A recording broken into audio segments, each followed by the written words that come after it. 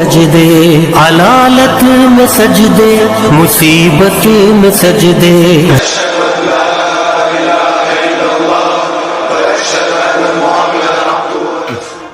हमारे जितने सारे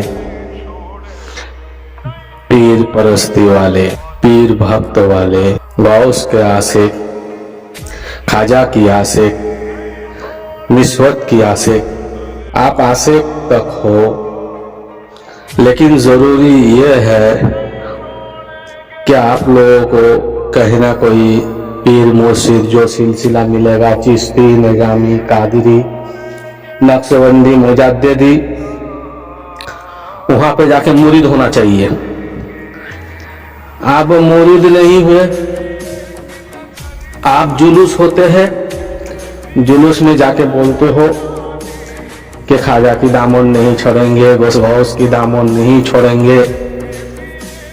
ये जो कहते हो दामन नहीं छोड़ेंगे, दामन नहीं छोड़ेंगे, ये झूठ बात हो गया ना, क्योंकि आप दामन पकड़े ही नहीं तो छोड़ेंगे क्या? पहला दामन तो पकड़ो, फिर बाद में छोड़ने वाले बात करेंगे। अभी दामन पकड़े ही नहीं, आज छोड़ने की बात करते हो। दामन पकड़ो, जब विश्वास करते हो, आशिकी करते हो, तो दामन पकड़ना चाहिए। अब समझो दामन आप पकड़े नहीं, आप चिल्ला रहे हो रोड पे, जलसे पे, दामन छोड़ेंगे नहीं, दामन छोड़ेंगे नहीं, तो इसमें कुछ आपको फायदा होगा? ये तो नुकसान है आपका। आप जिसकी दामन की बात कर रहे हो, उसके दामन से वाबस्ता तो हो, उसके जानो पहचानो, खुद को जानो पहचानो। मन अराफ नफ्सहू फक़द अरफ़ रब्बहू को जानो पहचानो। अगर आप जानने पहचानने की कोशिश नहीं करेंगे, आज सीधा सीधा खाली ऐसे रोड पे जहालत की जैसा कहते रहेंगे हम दामन नहीं छोड़ेंगे, हम दामन नहीं छोड़ेंगे, तो ये कैसा रहेगा? देखो, जो नुकसान है, जो नासमझी काम है, हर नासमझी काम हराम है। अगर आप समझ के अगर करेंगे तो आपके जिंदगी में बदलाव भी आएंगे।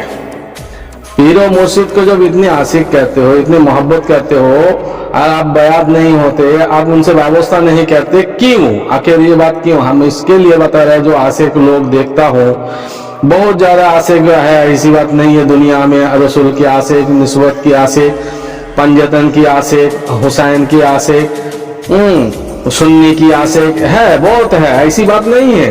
लेकिन ये लोग व्यवस्थित में नहीं रहता। जो व्यवस्था होता है, जो समझते हैं थोड़ा बहुत, जहाँ इनके दामन पकड़ना चाहिए, इनके दामन पाक है, इनके निस्बत के साथ जुड़े हुए रहना चाहिए, मगर पकड़ते नहीं है, मगर वो चीज अपने इग्नोर करके चलते हैं। गलत है, इसमें कुछ हाथ में नहीं लगेगा, आपके हाथ में कुछ नहीं आएगा, सिर्फ धोखा आएगा, क्योंकि आप उससे व्यवस्था नहीं हुई है।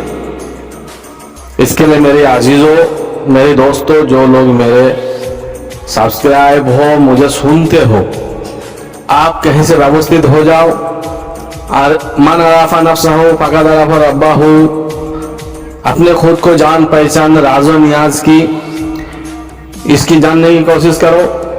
अल्लाह का इश्क, रसूल के इश्क अपने साथ जो जोड़ के रखे हो, उस नतीजे में जो इन्नी जाइलुन फिल अर्द खलीफा, तुम्हारे जो मर्तबा है जिंदगी को, उस जिंदगी का जो मर्तबा है, उस मर्तबा को जान जाओगे, पहचान जाओगे, और जिंदगी का मजा आ जाएगा। इसलिए आप गफलती ना करें, पहला व्यवस्थित हो जाए, दामन को पकड़े, दामन को समझे। मैं दामन पर क्यों इतना जोर दे रहा हूं, बैयत पर जोर दे रहा हूं, आप समझ सकते हो इस चीज पर। जो एक तरफा लोग हमेशा से वार कर रहे हैं सूफीवादी पर, सूफीज़म पर, सूफीज़म की तकलीफों को जरा देखो, जरा सुनो, जरा समझो। ऐसा ही तुर्बत नहीं हो गया, ऐसा ही उसको अल्लाह पसंद नहीं कर लिया, ऐसा ही वो औलिया में नहीं गया। आप जरा इतिहास को पलट कर देखो, जरा समझने की कोशिश करो। आप जिसकी आशिक हो, आप जिसके नाम कह रहे हो, नारा लगा रहे हो, उसकी जिंदगी की तकलीफें और जुल्म सूफीवादी पर उसको देखो। हमेशा से आज से नया नहीं है, जब से धरती बने हुए है, जब से दुनिया के आलम बना हुआ है, सूफीवाद पर जुल्म। ये सूफीवाद आज से नहीं, पैगंबर के जमाने में भी सूफीवाद था। तब के नाम भोले अलग था, दुर्वेश था और कुछ अलग अलग डिफरेंस नाम हो सकता है, लेकिन सूफी का जो मेन टारगेट है वो हिसाब से था। जंगल में, बयाबान में, बस्ती की बाहर से ये लोग, सूफी वाले लोग, जो पीर फकीर वाले लोग रहा करते थे। अब इनके जुल्म को देखो, इनको क्या क्या जुल्म किया गया।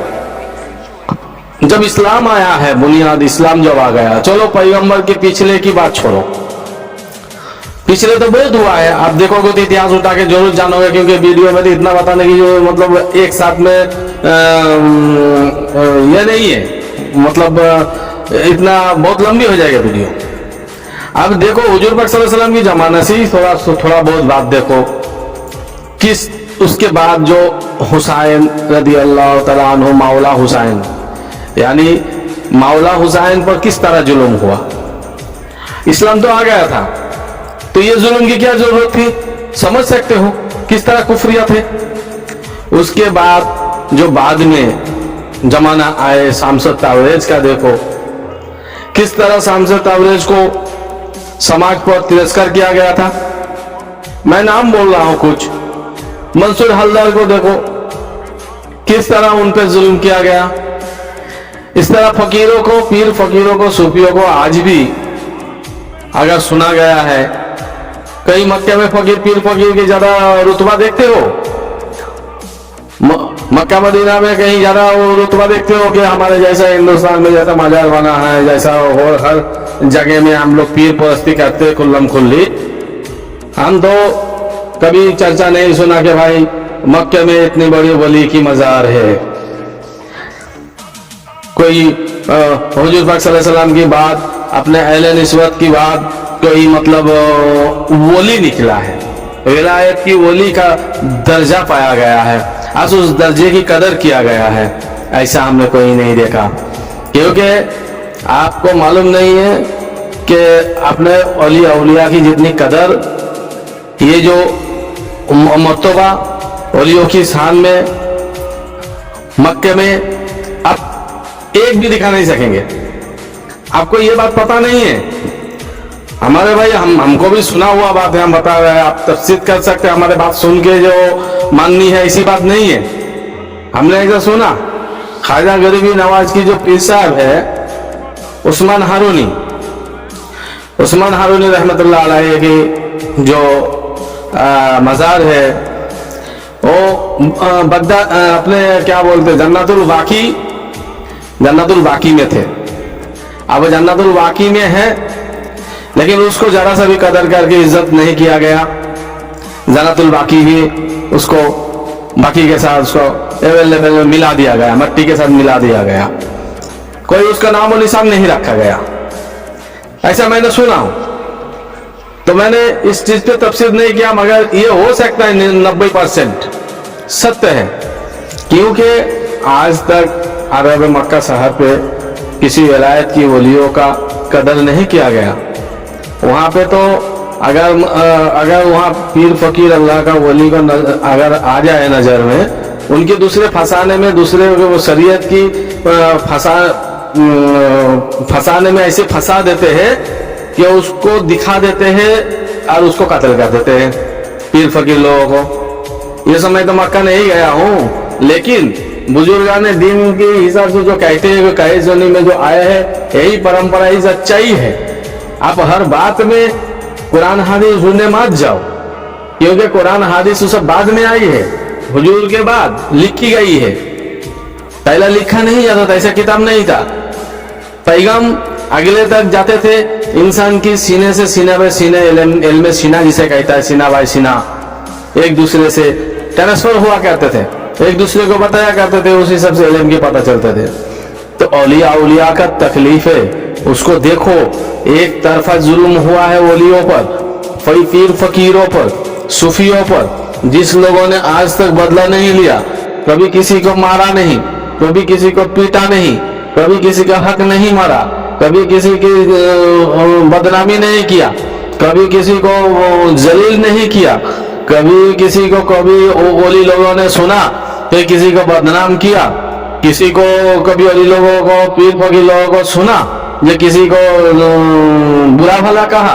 कोई धर्म को बोलो, चाहे हिंदू हो, मुसलमान हो, क्रिस्तान हो, जैन हो, मैथड हो, मुद्दबाज हो, कोई भी हो, कभी किसी से कुछ कहा कि ये बुरा है वो अच्छा है। लेकिन इस्लाम की जो शरीयत की जो लोग हैं, मैं पूरा खुला लंगा होके कह रहा हूं, शरीयत की जो विधान पर नाम देके, शरीयत पे हालांकि ऐसा नहीं है, अल्लाह की हुक्म ऐसा नहीं है, रसूल सल्लल्लाहु अलैहि वसल्लम की हुक्म ऐसा नहीं है, ना किसी की ऐसा हुक्म है, मगर ये जो शरीयत चलाने वाला, तख्त शाही चलाने वाला, जो राजनीति वाला शाही चलाने वाला शरीयत की नाम देके ये लोग ने अपने अपने जमाना पर देखो, मैं तो जितनी कहानी देखा हूं, खुदा की कसम मैंने देखा, पाया, समझा कि औलिया पर मुसलमान की शरीयत के कानून को हवाला देते हुए कुरान का ओलियों की कत्ल किया है, ओलियों को कुफरियत किया है, शिरकियत किया है।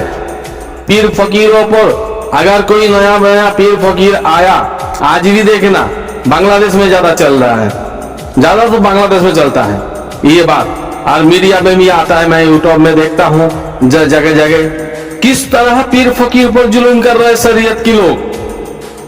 ये शरीयत जो मानते हैं, जो नमाज पढ़ते हैं, जो मतलब शरीयत के सब लोग नहीं है, शरीयत के कुछ मसलक का लोग टीम बना के रखा है, बाल काट दे रहा है उसका, मुच्छे काट दे रहा है उसका। अरे उसने अपने आजादी ली है, अरे उसने अपने आजादी से है, वो तुम्हारे घर परिवार के साथ नहीं है, वो अपने रोड में फिर रहा है, अपने पीर फकीरी कर रहा है, अपने जिसको बोलते हैं त्याग करना, अपने त्याग में है दुनिया से, तो तुम उसके पीछे क्यों छेड़खानी कर रहे हो? बहुत बड़ा जुल्म कर रहे हो। ये जुल्म की नतीजा एक दिन मिलेगा। और सुनो, उसके बाद ये लोग ने क्या क्या जुल्म करते हैं तुम्हें पता है? ये अगर अपने सुल्तानत खड़ा कर देगा तो फकीरों को रास्ते में कत्ल करवा देगा। ऐसा दिया है सुल्तानत वाले ने पहला का। ये सब जुल्म क्यों होते हैं? जब तुम हम लोगों का सकरेर है, जब तुम कहते हो हम हुसैन की दामन नहीं छोड़ेंगे, जब तुम कहते हो हम गौस का दामन नहीं छोड़ेंगे, जब तुम कहते हो ख्वाजा की दामन नहीं छोड़ेंगे, तो भाई उसकी दामन जब नहीं छोड़ेंगे, पकड़े क्यों नहीं आई भी? तुम्हारी बयात क्यों नहीं हुआ?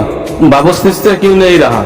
यूट्यूब के जरिए में खाली मेरा यूट्यूब के जरिए में मुझे लाइक कमेंट पाने की तमन्ना नहीं है, मुझे तमन्ना है, मुझे ख्वाहिश है तो पीर फकीरों की झंडा ऊंचा रहे। भाई ये लोगों ने बहुत जुल्म सहा है, इसकी जवाब इसकी हाथ में अल्लाह दुनिया एक दिन जरूर देगा, इसकी सुल्तानात में अल्लाह जरूर एक दिन देगा इनके सुल्तानात। तो इसी तरह जिस तरह जुल्म हुआ है, इस जुल्म की कभी पीर फकीर ने अपने मुरीदों को नहीं बोला कि चलो जाओ बदला लो। हमेशा पीर फकीर ने मुरीदों को बोला सब्र करो, सब्र करो, सब्र करो। इस सब्र की नतीजा क्या है? इस सब्र की नतीजा शरीयत की कहाँ चुप बैठा। इतनी बड़ी शरीयत जहालती करता है, ढूंढ ढूंढ के पीर फकीर लोगों को। वो अपने जंगल बयान में रहता है, चाहे वो अपना कहीं कहीं दूर रहता है, लेकिन उसको ढूंढ ढूंढ के उसको बस्ती में लाके उसको सजा देते हैं, इसके बाल काट देते हैं, उसके नौखून काट देते हैं, उसकी तपस्या भंग करते हैं, वो अल्लाह अल्लाह चिल्लाते हैं, वो तौहीद कलमा ला इलाहा इल्लल्लाह कहते हैं, फिर भी उस पर जुल्म करता है, जबकि ये सरासर जहालती है। आप जानते हो हम कलमा ला इलाहा इल्लल्लाह ये यहाँ तक ही कलमा है, कलमा कहीं साबित नहीं है, कहीं साबित नहीं है, कुरान में साबित नहीं है, कहीं बता नहीं पाओगे कि ला इलाहा इल्लल्लाह मोहम्मद रसूलुल्लाह पूरा पढ़ना पड़ेगा। हमने ये वेद लंगा होकर क्यों बोल रहा हूँ? बहुत हो चुका है जुल्म पीर फकीर अल्लाह के वली पर, अल्लाह अली औलिया पीर फकीर दुर्वेश पर हमेशा से एक तरफा जुल्म होते गया। तुमको सुनो, एक राज की बात बता देता हूँ, ला इलाहा इल्लल्लाह सिवा कोई कलमा आगे कुरान में साबित नहीं है। ला इलाहा इल्लल्लाह ही है। आगे जो आदम अलैहिस्सलाम की जमाना से चलते आए ला इलाहा इल्लल्लाह बदला नहीं कभी, ला इलाहा इल्लल्लाह हमेशा कायम रहा। आदम की समय हुआ आदम सफी अल्लाह, दाऊद की समय हुआ दाऊद खलीफतुल्लाह, इब्राहिम खलीलुल्लाह, इस्माइल जबीहुल्लाह, ईसा रूहुल्लाह, मोहम्मद रसूलुल्लाह, यानी अपने अपने पैगंबर की दौर पर आई है ये सब बातें। अभी विलायत की दौर पर ला इलाहा इल्लल्लाह मोहम्मद रसूलुल्लाह ये तो बदलेगा नहीं, मगर कौम के अंदर जब तुम हो, इस्लाम के अंदर हो, मोहम्मदी के अंदर हो, तो रहेगा मोहम्मद रसूलुल्लाह, ला इलाहा इल्लल्लाह मोहम्मद रसूलुल्लाह। और विलायत को अगर आप ईमान रखते हो, विलायत पर अगर अपने मानते हो, विलायत पर अगर अपने ईमान रखते हो, मारिफत उलूम पर, तो आपको कहने होंगे ला इलाहा इल्लल्लाह मोहम्मद रसूलुल्लाह अलीयुन वली अल्लाह, ला इलाहा इल्लल्लाह मोहम्मद रसूलुल्लाह या अलीयुन वली अल्लाह।